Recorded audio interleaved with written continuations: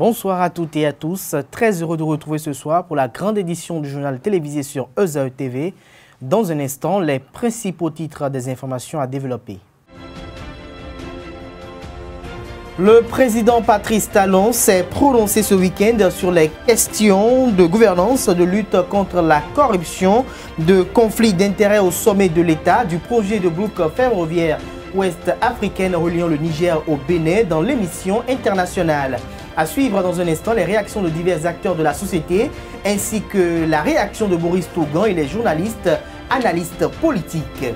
L'École supérieure d'administration, d'économie, de journalisme et des métiers de l'audiovisuel ESAE a effectué du jeudi au samedi dernier une grande sortie pédagogique sur Grand Popo. Plusieurs activités ont été effectuées à l'occasion. Retour dans cette édition, c'est une des communications qui a le plus retenu l'attention.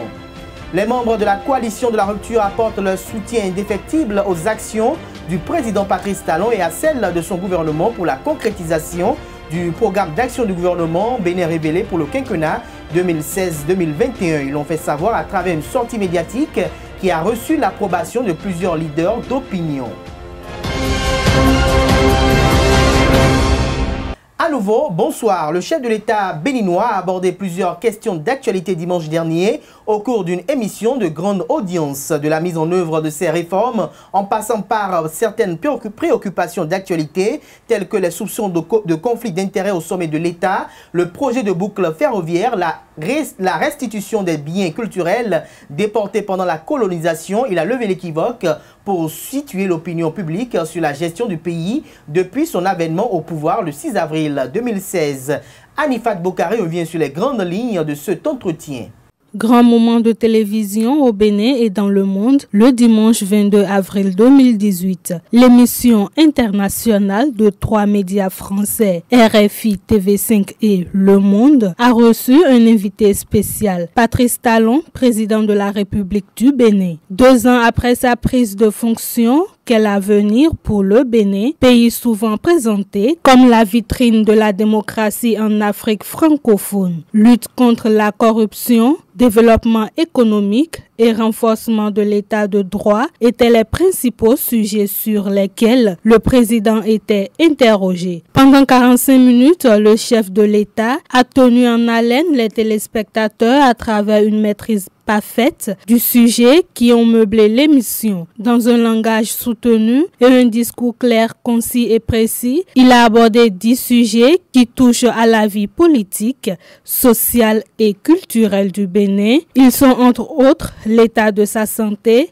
sa communication, des différentes réformes entreprises, du conflit d'intérêts, de l'opération de déguerpissement, du port de Cotonou, du dossier Rail, de la grève, du travail des enfants et du mandat unique. Dans sa posture d'un grand homme d'État, l'actuel locataire de la Marina a montré qu'il est soucieux du bien-être de ses concitoyens et que les réformes ne visent essentiellement que cela.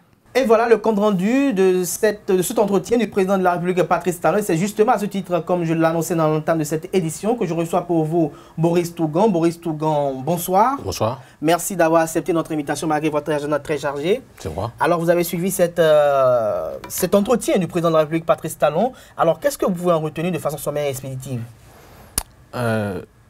Déjà, nous devons retenir que l'objectif de cette intervention du chef de l'État est de prouver au peuple béninois que malgré les difficultés, qu'il maintiendra le cap pour continuer sur le chemin des réformes. Mais j'ai constaté que nous avons été contraints de ne débattre que de la candidature ou non du chef de l'État en 2021. Alors qu'en principe, nous devons évoluer parce que nous sommes en train de fêter les 2 ans Donc nous aurions pu parler des réformes, mais ça n'a pas été abordé en profondeur. Dans le fond. Voilà. Alors, vous étiez en train de parler tout à l'heure de la question de la réélection, d'une probable réélection du président Patrice Talon. Alors, il a toujours maintenu son fameux mot qu'il avisera. Alors, qu'est-ce que vous en pensez? Est-ce que vous pensez que c'est une stratégie peut-être pour maintenir la classe politique autour de lui pour ses réformes, ou bien peut-être l'homme a l'ambition peut-être de revenir en 2021? En matière de stratégie politique, ce ne serait pas bien malin et responsable de sa part de dire je ne serai plus candidat en 2021, puisque il a besoin d'une certaine cohésion au sein des partisans qui le soutiennent. Ceci dit, nous devons reconnaître qu'actuellement, en l'état actuel du dispositif juridique du Bénin, le droit positif béninois, c'est-à-dire la Constitution, qui est toujours en vigueur, ne lui dénie pas le droit d'aller aux élections en 2021. Donc, nous devrons nous en tenir à cela, puisque actuellement, c'est le statu quo. Donc, il a tout le temps d'aviser, mais vous avez dû constater que le discours a changé. Il a dit que... c'est du passé, c'est un peu d'actualité, la question du mandat unique. Il a dit qu'il estime qu'il a toujours le droit de se présenter, mais que la question n'est pas encore à l'ordre du jour. Donc, au moment opportun, il pourra trancher. Il avisera toujours. Il n'a pas utilisé le mot aviser. C'est ça qui prête à la confusion. C'est ça en d'autres termes. Alors, voilà. Toujours lors de cet entretien, le chef de l'État, Patrice Talon, a également affirmé que la justice béninoise est corrompue. Qu'est-ce que vous avez à réagir à cet effet? Non, mais ce n'est pas la première fois qu'une autorité déclare que la justice béninoise est corrompue. Il y a... Marie-Élise Bello qui l'a dit, il y a plein d'autres personnes qui l'ont avoué. Et j'estime que une personnalité qui arrive à cette étape, à ce niveau de responsabilité, et qui fait cette déclaration, ça devait nous interpeller. Donc vous ne pouvez pas, toute personne ayant toute sa tête à lui, ne peut pas dire aujourd'hui que Patrice Talon n'est pas responsable en disant ça. C'est parce qu'il a certainement découvert des choses, qu'il a été contraint de faire ce genre de déclaration. Et ça devait interpeller les magistrats et les différents acteurs de la justice. Alors, avant de finir, j'aimerais vous poser la question de savoir, est-ce que Patrice Talon, à votre avis, vous a convaincu lors de ces sorties médiatiques, comparativement aux antérieures? Il m'a convaincu parce que j'ai constaté qu'il est rêvé sur ses objectifs. Et je l'ai vu dans l'élément, il est convaincu de ces sujets et il les aborde avec pondération. Par contre, j'ai été un peu sur ma faim par rapport à la qualité des confrères qui ont été délégués par les médias pour assumer ce service-là, qui n'ont pas été dans leurs éléments, ils n'ont pas bien mâché le questionnaire. Si bien que j'ai eu comme l'impression que les questions n'ont pas été bien modulées, ce n'est pas bien affiné. Cela a laissé le champ libre au chef de l'État de voguer sur les questions comme il n'a pas eu le bras de fer qui puisse le sortir de son gond. C'est ce que j'ai constaté. Mais vous auriez espéré le Patrice Talon encore sur quel autre sujet? La crise sociale. Il faut qu'il nous dise concrètement le bout du tunnel, où est-ce qu'on en est. Parce que j'ai constaté que toutes les confédérations syndicales ont les yeux rivés sur sa personne. Il les a rencontrés deux fois, en formel et en informel, mais on n'a pas vu un dégel clair de la situation. Si bien qu'aujourd'hui, on ne sait pas si c'est une année blanche ou si c'est une année de couleur beige, on n'a pas une idée claire. On aurait pu tabler sur ces questions-là et évoquer les réformes dans le fond. Comme les ministres ont évoqué déjà à travers une émission sur la télévision nationale, peut-être les journalistes ont jugé inutile de revenir encore sur la question, puisque ça a été déjà évoqué par le ministre. Non, vous savez, le droit politique béninois a fait de tous les ministres des ministres délégués. C'est le chef de l'État qui est responsable de tout ce qu'ils font. Donc, la personne la mieux positionnée, la mieux indiquée pour porter la voix que les Béninois attendent, c'est le chef de l'État.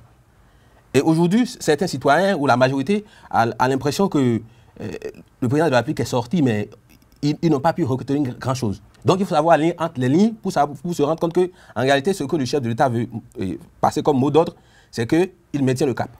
Et sur les réformes, vous avez dû constater quand la consoeur a évoqué la question du retrait du droit de grève, il a demandé si, en France, tous les corps ont droit à la grève.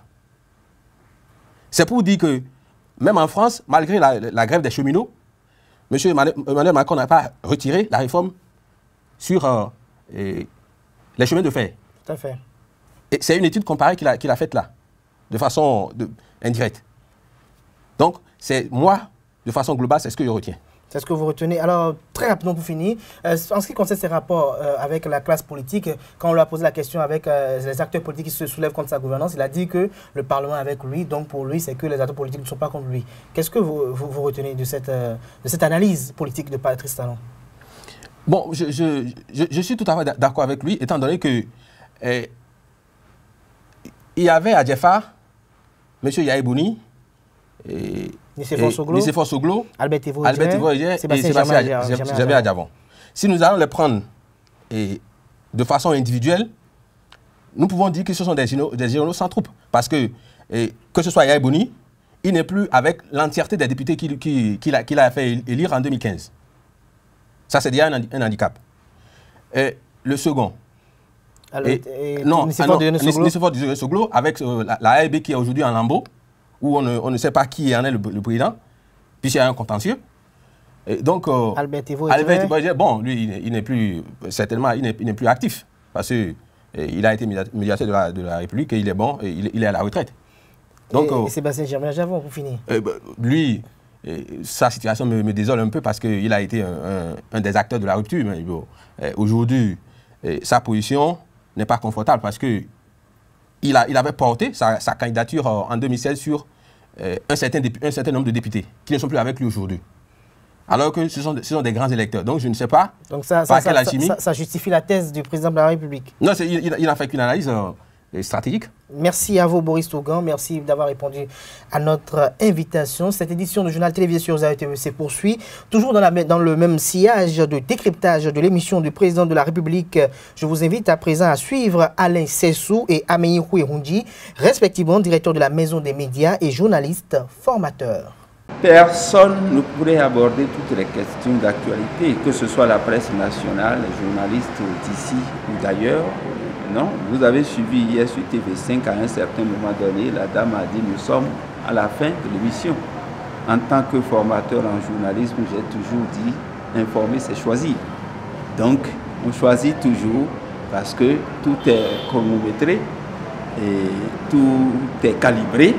Donc il n'y a aucun journal au monde qui puisse aborder toutes les questions.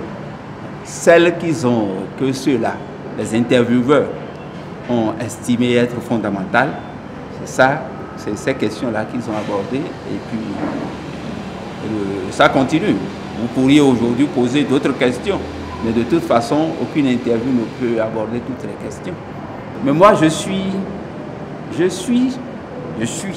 la logique du président Talon parce que je me dis, il a voulu un changement, révision de la Constitution, pour un mandat unique. Et là, c'était en début de mandat. Nous étions, je ne sais pas, en avril, qui venait de faire peut-être 1 an. Alors, et ça a été refusé par la représentation nationale, c'est-à-dire des élus du peuple. Alors, à partir de ce moment, la Constitution qui n'a pas été révisée, c'est elle qui est en vigueur. Alors, à supposer que Talon dise, bon, moi, c'est un mandat unique. Ça veut dire qu'il ne respecte pas la Constitution qui est en vigueur. La Constitution en vigueur vous autorise à faire 2 fois 5 ans. C'est classique, le chef de l'État s'est prononcé par rapport à un certain nombre de problèmes, a répondu à un certain nombre de questions que les journalistes lui ont posées. Bon, je crois qu'il a apporté donc les réponses qu'il fallait, selon lui. Non, mais s'il n'a pas répondu à une question, qu'est-ce que vous voulez? S'il n'a pas répondu à une question, c'est parce que les journalistes n'ont pas demandé. A priori, il a répondu pratiquement à toutes les questions, de sa manière. Qu'il soit candidat à son propre réélection en 2021, le problème ne se pose pas du tout pour moi. Pour moi, le problème ne se pose pas du tout.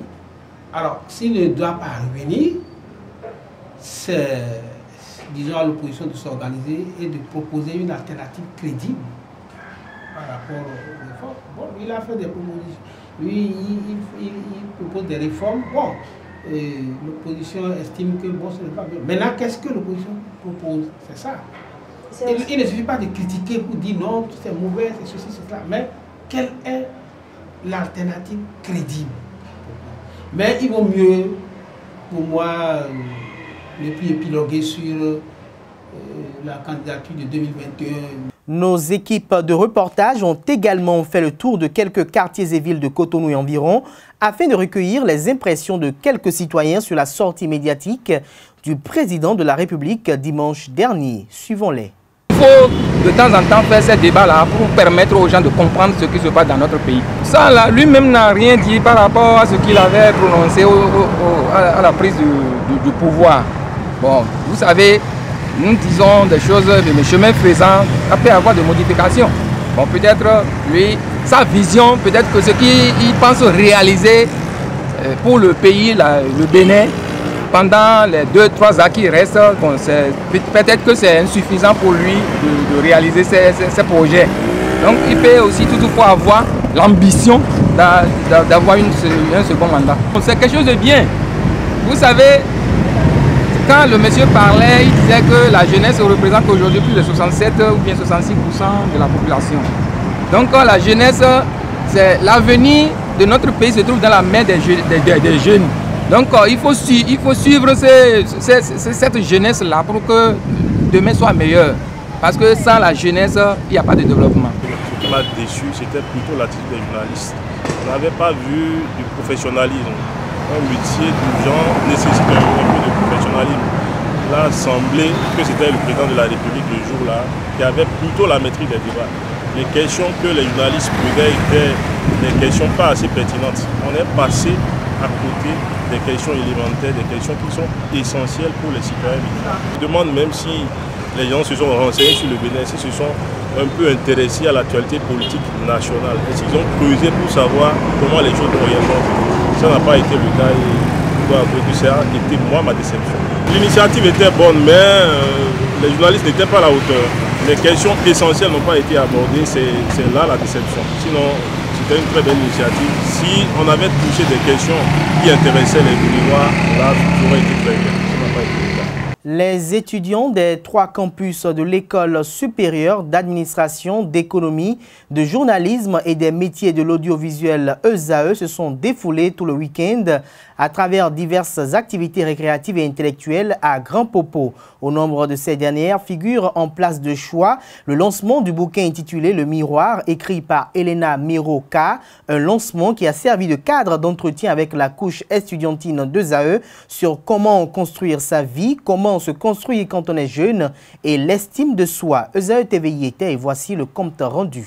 Comment construire sa vie, comment se construire quand on est jeune et l'estime de soi, 3 thématiques qui ont fait l'objet de partage d'expériences animées par Elena Miroka, Nathalie Koa et Christelle Guédou, reconnus sous le nom d'artistes Sessimé. Une occasion pour les étudiants des 3 campus de la prestigieuse école d'administration de journalisme, d'économie et des métiers de l'audiovisuel ESAE de s'enquérir davantage de notions de vie, gage d'un avenir certain et radieux. Et pour la circonstance, une œuvre littéraire a été lancée, celle intitulée Le Miroir de Elena Miror, qui plante le décor et est en phase avec les aspirations profondes du débat du jour. Je vais avec mes connaissances, avec qui je suis, marquer à ma manière mon passage sur cette vie et au soir de ma vie, je serai face à mon miroir et fière.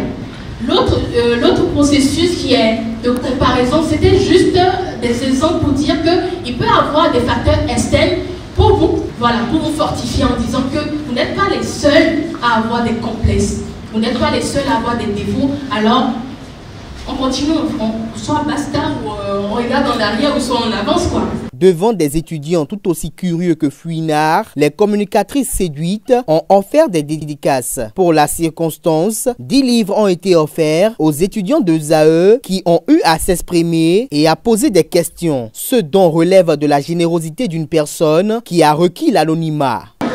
Permettez que je donne également un exemple comme ces dames l'ont fait. Un jour, j'étais en train d'écouter la radio. Et c'est là un journaliste était en train de nous donner l'exemple de M. Gou, que nous aimons tant regarder les scènes aujourd'hui.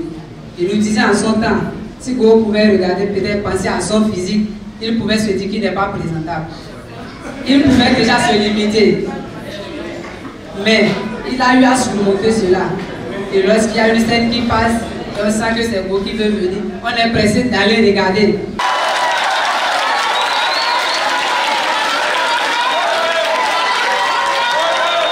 Des échanges à bâtons rompus, il en ressort que l'estime de soi est un concept psychologique qui renvoie au jugement global, positif ou négatif, qu'une personne a d'elle-même. Il dépend de l'environnement, de l'éducation, de la personnalité, des capacités physiques et intellectuelles. L'estime de soi se construit durant l'enfance et évolue au cours de la vie avec les expériences de vie, dont les réussites et les échecs. Des expériences vécues ont été narrées afin que la jeune génération puisse ne pas tomber dans les mêmes travers. Imaginez, vous êtes perdu dans votre sous-quartier là-bas, vous n'avez jamais pris l'avion, tout d'un coup vous avez en face de vous un homme dans le milieu du sport, on va dire ça, qui se présente à vous. Première invitation, viens, on va manger à Monaco, je t'envoie un avion privé. Donc vous imaginez très vite qu'on peut y prendre goût, surtout quand on a l'habitude de dormir sur les nattes, à même le sol. Donc, sauf que donc c'est un appel. On vous attire vers ce mode de vie-là et à un moment donné, il est difficile pour vous de vous en détacher. Parce que ce mode de vie a conditionné la personne que vous êtes devenue, a fait en sorte que vous voyez vos standards à la hausse alors que vous n'êtes pas capable vous-même de produire le capital nécessaire pour maintenir le rythme de vie. Donc tout ça fait en sorte que je veux me battre coûte que vaille pour maintenir ce standing-là. C'est-à-dire, ça allait du fait que il fallait assouvir ses caprices et ces caprices passaient partout. Parce que c'est très simple. Donc, si vous passez par une petite crise, c'est OK, d'accord, aujourd'hui je ne te paye plus le loyer. Si tu veux encore être avec moi, il faut que tu fasses ça. Moi, j'aime bien faire ça. Donc, au-delà des complexes peut-être physiques que nous avons des complexes qui nous viennent de la tête, des complexes qui nous ont suivis ou qui nous ont accompagnés tout au long de notre processus de développement et d'évolution dans notre vie. Donc je pense qu'à un moment donné, il faut arriver à prendre la décision d'avoir la victoire sur cela, de pouvoir prendre le pas sur les difficultés que nous rencontrons. Et ce n'est pas quelqu'un d'autre qui vous donnera cela. Ça peut peut-être venir de quelqu'un. Le signal peut venir de quelqu'un, mais la décision doit venir de vous. Est-ce que vous voulez être un loser toute votre vie, vous voir défiler votre vie comme cela et ne rien faire jusqu'au soir? Ou est-ce qu'à un moment donné, quelle que soit l'activité dans laquelle vous êtes, quel que soit le secteur que vous avez embrassé, est-ce que vous voulez impacter? Est-ce que vous voulez aller de l'avant? Est-ce que vous voulez apporter un plus à votre société? Une faible estime de soi pourra entraîner un mal-être et des difficultés dans les relations avec les autres personnes. Par contre, une estime de soi très haute pourra amener la personne à avoir des comportements et des attitudes souvent mal perçues par les autres qui verront souvent en elle une personne hautaine et un peu trop sûre d'elle. Dans l'optique d'obtenir un épanouissement relationnel et le bien-être personnel, des expériences se sont échangées. Les étudiants touguais remercient leur école pour cette initiative hautement éducationnelle qui a fait déplacer des personnes ressources de renommée internationale.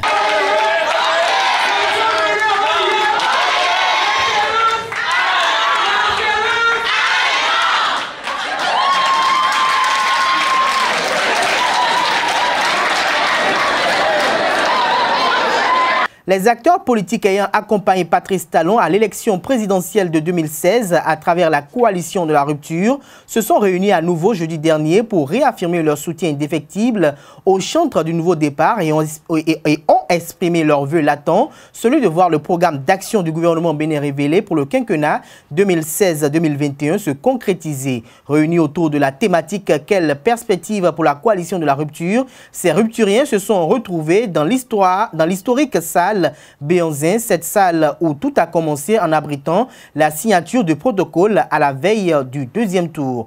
Occasion pour eux de faire le bilan et de projeter la prospective pour une organisation politique solide et immuable. Suivons le compte rendu.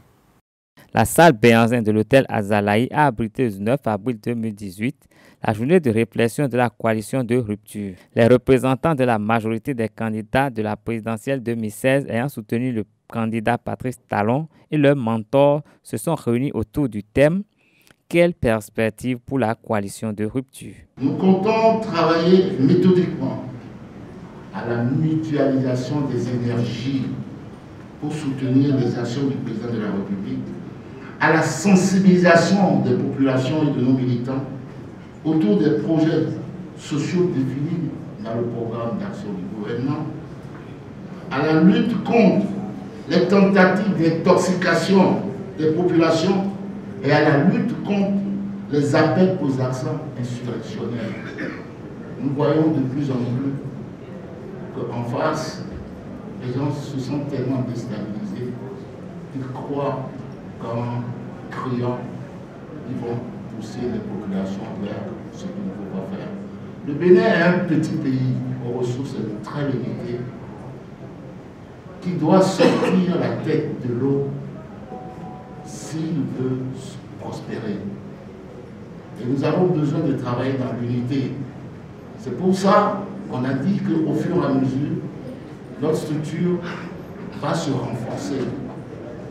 L'historique, les faits marquants et les perspectives ont fait l'objet de 3 différents panels animés par les membres du secrétariat permanent. Cette journée s'est achevée sur l'engagement pris par le président Rufino d'Almeida au nom de la coalition. Nous allons assumer ce que nous sommes, c'est-à-dire des soutiens indéfectibles du gouvernement du président Patrice Talon et de son gouvernement dans son ensemble. Nous allons contribuer au succès de ce gouvernement, nous allons contribuer au succès des grands projets qui vont durablement impacter et positivement la vie de nos compatriotes aux côtés du président Patrice Talon. Cette même salle a abrité le 14 janvier 2016 la première réunion des candidats qui crée la coalition de rupture le lendemain 15 janvier 2016. Sport, dans cette édition, les acteurs du football béninois étaient en assemblée générale ordinaire mercredi dernier au siège de la Fédération béninoise de football à Porto Novo. Annoncée être à haut risque, cette rencontre statutaire s'est déroulée dans une bonne ambiance. Les délégués ont adopté les différents rapports de la session écoulée par acclamation assortie de résolutions. Voici le film de la première journée de retrouvailles entre les membres de la famille du football béninois. Plus d'un an après les dernières assises, les acteurs du Cuiron se revoient mercredi 18 avril au siège de la Fédération béninoise de football FBF à Porto Novo pour la tenue d'une assemblée générale ordinaire. L'objectif des assises, c'est de passer au peigne fin le bilan de la saison 2016-2017. Certains délégués sont déjà présents sur les lieux, d'autres viennent d'arriver. À l'entrée, ils récupèrent leur badge après la vérification des pièces par le comité d'accueil. À leur suite arrivent les derniers membres du comité exécutif de la FBF. Ils échangent les civilités d'usage sur l'esplanade de la Maison du football du Bénin. Puis, ils rejoignent la salle où va se dérouler le congrès. Ils sont presque tous là. Il reste que l'arrivée des autorités pour lancer les travaux. Après quelques minutes d'attente, le secrétaire général du Comité national olympique et sportif béninois, Fernando Ressou, fait son entrée. Les travaux sont ouverts en attendant que le représentant du ministre des Sports les rejoigne. Vu l'atmosphère lourde qui planait sur la maison depuis quelques jours, cette réunion annuelle statutaire est placée sous le signe de la nouvelle ère du football béninois, entamée le 23 décembre 2016. J'espère très bien que nous allons passer de bons moments dans la sagesse, dans la joie, pour donner un signal fort à nos autorités respectives pour comprendre qu'une nouvelle ère a commencé et que, effectivement, c'est le nouveau départ. Je voudrais vous demander humblement, très humblement, de faire de ce congrès véritablement un nouveau départ pour le football national. Personne ne peut régler vos problèmes à vos lieux et places, même pas le chef de l'État. Ces invités ne sont pas tombés dans des oreilles de sourds. Selon certaines indiscrétions, le ministre en charge des Sports, Oswald Omeki, a mené une médiation la veille pour désamorcer les tensions en sourdine. Dans une ambiance bon enfant, les délégués ont adopté les différents rapports en faisant abstraction des sujets qui divisent. Néanmoins, une commission a été mise en place pour connaître ces différends. Considérant la décision du Congrès en date de 18 avril 2018 relative à l'adoption du rapport d'activité sans le volet championnat, le Congrès, en toute responsabilité, décide de la mise sur pied sans délai d'une commission ad hoc présidée par le ministre du Tourisme, de la Culture et des Sports ou son représentant pour connaître le règlement définitif des différends créés par le championnat 2017. À la fin des travaux, le président du comité exécutif consensuel transitoire, Anjorin Moucharaf, se réjouit de la manière dont les débats ont été conduits. Même sentiment noté chez le directeur adjoint du sport d'élite, représentant du patron des sports. Amidou Jibigaye se satisfait de la réussite de ce congrès. Ceux qui avaient des coups d'RH les ont mis dans le terroir pour que triomphe le dialogue, les échanges pour le bonheur de ça. Et je tiens à remercier tous les congressistes parce qu'ils ont fait preuve de grande maturité, ils ont fait preuve de grande responsabilité et ils sont allés dans le canal tracé par le comité exécutif pour que les gens, le peuple du Bénin, le gouvernement, les hommes d'affaires comprennent que dorénavant, on peut appuyer la FBF parce que c'est des gens responsables. Aujourd'hui, les travaux ont été conduits dans un consensus absolu. Je suis heureux de constater que les différents acteurs ont compris l'importance de se mettre ensemble pour le bonheur du football béninois et pour le bonheur de la jeunesse. Un autre pas vient d'être fait dans la marche vers la résolution définitive de la crise qui secoue le football béninois. Les acteurs ont rendez-vous jeudi 19 avril 2018 pour une étape capitale. Il s'agit de la validation des tests révisés de la Fédération béninoise de football. Vivement que les travaux se poursuivent dans la paix, la sérénité et la concorde. Les travaux se sont poursuivis dans la même ambiance 24 heures après, en session extraordinaire. Les délégués ont adopté les tests révisés de la Fédération béninoise de football et surtout constitué les commissions électorales ainsi que celles de recours en matière de contentieux liés aux élections. Le président Anjorin Moucharaf donne la composition de ces deux instances. Commission électorale indépendante. Président Kanakin Dossou Kazmi.